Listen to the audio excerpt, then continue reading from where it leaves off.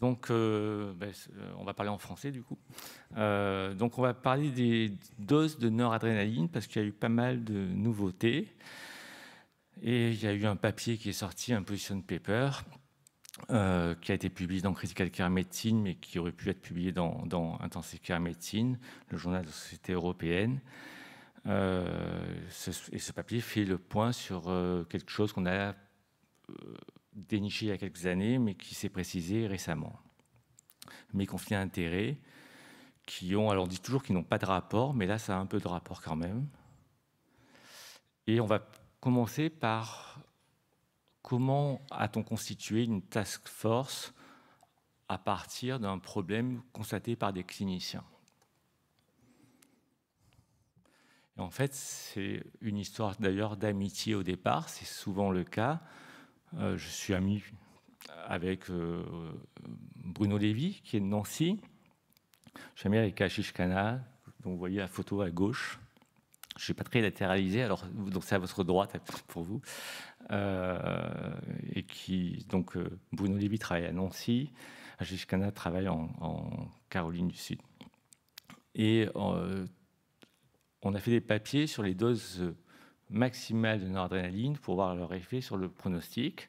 Et ce qu'on a montré dans ces papiers, le groupe de Bruno et notre groupe, c'est qu'il y avait une très forte mortalité quand on était exposé à de fortes doses. Quelques années après, les Nord-Américains ont fait à peu près le même type de papier, montrant, pareil, une relation qui pouvait être attendue, mais qui est plus forte que la relation attendue entre la dose maximale de noradrénaline et la mortalité. Et quand on a discuté entre nous, et c'est vraiment l'avantage de ces congrès nationaux et internationaux, c'est de discuter, de se rencontrer. On a beaucoup fait l'apologie du virtuel ces derniers temps, mais c'est bien de se voir, c'est bien de lier des liens, c'est bien d'avoir des amitiés. Mais quand on a discuté, parce qu'on est tous devenus amis avec le temps, on s'est aperçu qu'en fait, nos études n'étaient pas vraiment comparables, nos doses n'étaient pas vraiment comparables parce qu'on n'utilisait pas vraiment les mêmes produits et la même noradrénaline. Et donc, à partir de ça, on a publié quelques correspondances et on a eu un échange scientifique très intense et très intéressant sur quelle est la dose de noradrénaline, comment définir une dose de noradrénaline, parce que finalement, selon les pays, selon les manufactureurs, les fabricants, c'était pas vraiment, on ne parlait pas vraiment de la même chose. Et donc, on a eu ce premier papier qu'on a fait avec Bruno, avec Isabelle Goyer, qui est pharmacienne clinique à l'université de Caen, avec Martine Dunzer, avec Pierre Asfar, avec Jacob Jensen, où on a posé les bases de tout ça. On a dit, voilà, il y a plein de noradrénaline différentes, en fait, et quand on parle de noradrénaline, on ne compare pas du tout la même chose. Et puis, il y a eu une correspondance avec Patrick Weruzinski, qui est à Boston, qui est pharmacien clinique et qui connaît très bien le problème et qui a vraiment fait avancer les choses. Et puis, à partir de là, on a dit il faut faire une task force, il faut faire un groupe qui va donner quelques directives, quelques lignes directrices pour arriver à résoudre cette ambiguïté dans la littérature, mais aussi on va voir dans notre pratique. Donc ce groupe a été formé, c'était Patrick Weruzinski a été le premier auteur, les deux leaders étaient Yann Deveil, qui est le président élect de l'ESIGM, Ashish Khanna, qui était représenté à la SCCM en dernier auteur, et puis il y avait des pharmaciens cliniques comme Patrick, comme Chris je regarde, excusez-moi, Brittany Bissell, et puis il y avait des nurses et des infirmières comme Christa Shore qui est tout à fait remarquable. Il y avait des Français comme Mathieu Legrand et moi dans le groupe. Et donc on a fait ce position paper qui résume les lignes directrices pour le futur, pour les études, pour la pratique clinique, pour les industriels et pour les agences. Si vous n'êtes pas adepte des journaux anglo-saxons, on a écrit à peu près la même direction, enfin les mêmes hypothèses. On a présenté ce papier en fait dans ACCPM, le journal français. Alors, c'est pour les Français qui lisent en anglais. Et si vous êtes un Français qui lit en français, on l'a fait en français dans différentes revues. Donc, vous aurez accès à toute cette information facilement. Alors, quelques petites bases de pharmacologie. Je ne suis pas du tout pharmacologiste et c'est relativement compliqué. Mais globalement, la noradrénaline a besoin, pour être diluée et pour être administrée en intraveineux, d'être dans du sel, dans une formulation de sel. Et en fait, quand elle est en base, elle a une solubilité qui est très basse dans l'eau, donc ça ne marche pas, et donc on rajoute du sel pour que ça puisse passer en intraveineux. Et en fait, quand on a différentes formules, on a le bitartrate qui correspond à 1,89 mg de noradrénaline, le tartrate qui correspond à 2 mg, l'hydrochloride qui est utilisé en Autriche par exemple, qui est à 1,22 mg de noradrénaline. Et tout ça correspond à un seul milligramme de noradrénaline base. C'est-à-dire que quand vous dites je fais 1 mg de noradrénaline, en fait, ça peut être 1,89, ça peut être 2, ça peut être 1,22. Ce qui est quand même une complexité et qui est source de confusion. En France, la majorité des centres travaillent avec du bitartrate qui est en fait à 1,89 mg de noradrénaline qui correspond à 1 mg de noradrénaline base. Alors donc il y a ce qu'on appelle le labeling, en fait c'est ce qui est sur l'étiquette, d'accord? Il y a deux façons d'exprimer ça, soit en concentration de sel, soit en concentration de base. Aux États-Unis, ils expriment ça en concentration de base, et en France, on exprime ça en concentration de sel.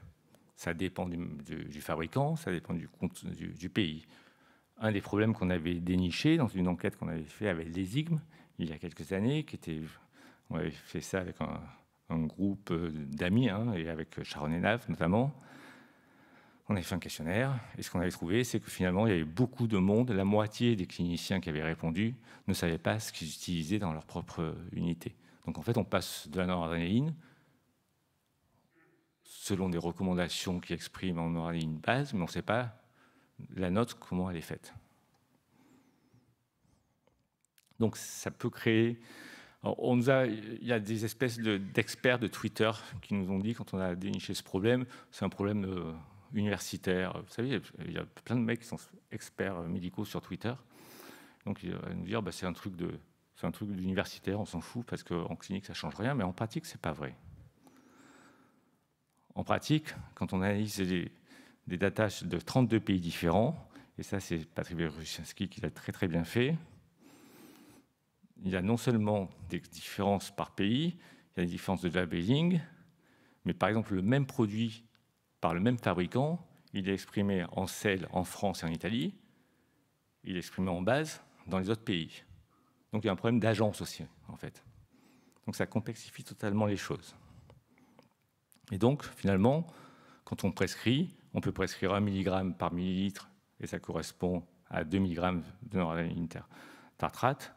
Et puis on peut prescrire 1 mg par millilitre, et ça correspond à 0,5 mg de noradrénaline base. Donc c'est vraiment beaucoup de confusion. Alors ça a plein d'impacts. Ça a des impacts sur la sécurité des patients, parce qu'on ne sait pas trop comment on fait. On dévie de toutes ce qu'on appelle l'évidence du niveau de preuve, parce qu'en finalement, on ne sait pas trop ce qu'on fait par rapport aux recommandations. En termes de recherche, c'est juste affreux, on va le revoir. En termes de recommandations, ça induit beaucoup de confusion dans les seuils qu'on va vous recommander. En termes de pronostication, on va le revoir aussi, mais ça donne en fait une utilisation de tous les scores qui vont être mal interprétés. Et même au pied du lit, finalement, ça donne beaucoup d'hétérogénéité entre les centres. En termes de recherche, pour vous donner quelques petits exemples, juste quelques petits tricks. Mais par exemple, si vous devez inclure un patient pour, on va dire, 0,25 à tout hasard, microgrammes kilo minute de noradrénaline, si vous utilisez du tartrate, vous allez l'inclure à H1. Si vous utilisez la base, vous allez l'inclure à H4. Et encore, là, vous remontez assez vite les doses pour titrer. Si vous titrez tout doucement pour approcher le seuil, ben, la différence va être encore plus grande. Donc non seulement il y a de la variabilité entre les deux produits, mais il y a de la variabilité selon votre vitesse de titration. Et si vous titrez très très vite, il n'y a pas beaucoup de différence. Donc ça induit plein de changements. Et quand on vous dit, ben, vous mettez l'hydrocortisone, à tout hasard, à 0,25 microgrammes par minute de noradrénaline, ben, finalement, ce n'est pas du tout la même chose d'un patient à l'autre et d'une équipe à l'autre, selon le type de produit que vous utilisez. Il y a tous ces, je vous ai mis là un petit résumé de toutes les études plutôt récentes qui ont utilisé un cut-off de noradrénaline pour démarrer une stratégie alternative ou un traitement adjuvant sur l'hydrocortisone, sur le bleu de méthylène, sur l'angiotensine 2, sur la dobutamine, sur la célépressine, sur la vasopressine. Toutes ces études sont basées sur un modèle qui dit à telle dose de noradrénaline, souvent 0,2 d'ailleurs, ou 0,5, j'introduis mon agent interventionnel. Et en fait, ben, cette dose de noradrénaline peut varier extrêmement d'un centre à l'autre, ce qui fait que la plupart des études, si elles sont internationales et ont inclus des patients d'un centre à l'autre, ben, il y a une variabilité épouvantable. En termes d'outcome, pour le calcul du SOFA, vous savez que c'est basé sur l'équivalent dose de noradrénaline. Et donc, selon comment vous calculez votre dose, ben, le pronostic peut varier, la mortalité prédite peut varier de 33% à 50%, voire de temps en temps de 50% à 95%, selon comment vous interprétez les choses. Et donc, quand vous faites, et c'est d'ailleurs partie de ça, quand vous voulez faire une méta-analyse, et c'est ce qu'on voulait faire au départ, en comparant les mortalités en fonction des doses reçues, ben, si vous ne savez pas vraiment quelle était la dilution de votre noradrénaline au départ, ben, vous ne pouvez pas comparer les études. Ça n'a absolument pas de sens. C'est ce que voulait exprimer ce tableau entre des données françaises et des données, par exemple, autrichiennes, où vous voyez les mortalités varient considérablement pour des doses qui sont différentes. En termes de clinique, ben, ça impacte parce que finalement, on suit les recommandations en clinique. On suit la surveillance sepsis campagne. La surveillance sepsis campagne nous donne des indications de dose pour introduire le traitement adjuvant. Et en fait, elles sont en base et nous, on utilise du bitartrate, donc ça n'a aucun rapport, c'est souvent le double. Pareil en termes de support extracorporel. Pareil, si vous calculez des doses équivalentes de vasopresseurs, ça introduit ça. Et pareil, si vous voulez vous comparer à d'autres équipes, en utilisant le score de SOFA, ben, ça utilise la dose de noradrénaline. Voilà, par exemple, ça c'est pour calculer les équivalents de doses de noradrénaline. En fait, ben, tout est basé sur le dosage de la noradrénaline. Et si le dosage de la noradrénaline varie d'une équipe à l'autre, ben, il n'y a aucune comparabilité entre les différentes équipes, entre les différentes pratiques. Et donc, vous ne pouvez pas vous comparer, vous ne pouvez pas dire ben, je fais comme dans la surveillance sepsis campagne, je mets à 0,2 ou à 0,5 ma vasopressine, par exemple, ben, parce qu'en fait, on ne sait pas si c'est en base, si c'est en bitartrate, tout ça. Alors aujourd'hui, maintenant, ça devient clair. Les recommandations nord-américaines, enfin internationales, c'est en base, et donc il faut multiplier par 2 si vous êtes en France. Mais avant, on ne savait pas. On est en train, et je ne spoile pas, définir, ou d'essayer de définir le choc septique réfractaire.